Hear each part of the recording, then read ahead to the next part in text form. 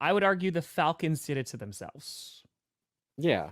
I would argue I did nothing but commentate. The hard thing for the Falcons is like if Penix is very good after the Kirk Cousins experience, then we'll look at this move differently.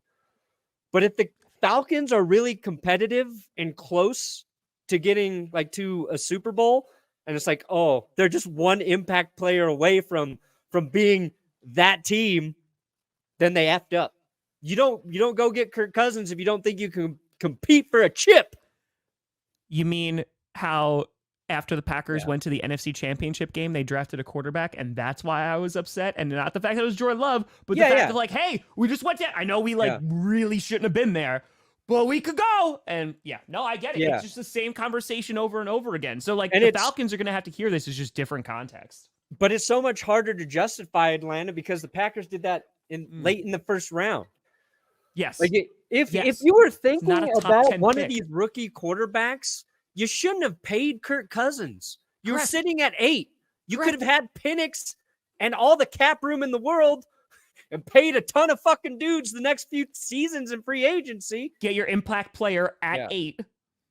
I would have been high on the Falcons not going after Cousins, drafting. Like we would have been like all offseason. What's Atlanta doing? What are they doing? Like they didn't go get a quarterback.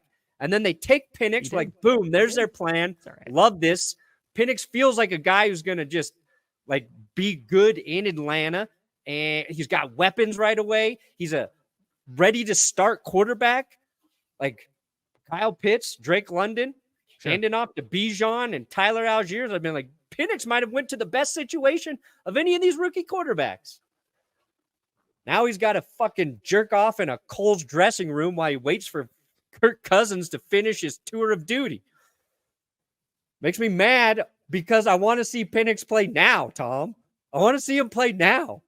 He's the victim here. Michael Penix is a victim. Should be on a team ready to play him. Why is he doing that in a Cole's dressing room? That's what you do at Cole's. No, there's people in there. You don't do that. There's no locks on those doors either. That's what makes it real risky.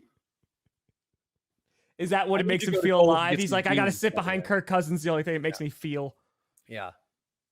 I've never had the dumpling. Imagine Kirk Cousins in an Atlanta strip club just flicking Cole's cash out. I don't think I could ever picture that. If there's one person I don't think is going to go to a strip club, it's Kirk Cousins. Yeah. I don't. Lame. I don't. Soft, lame QB. Oh, I'm married. I love my family. I'm not going to go look at naked women. Get a life, Kurt.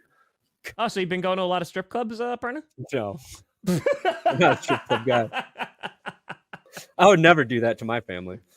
I love my wife. Well, let me tell you about GPS Clips, the hottest, outrageous channel that's been around for a little while now, like a year now. You can find all of your GPS clips here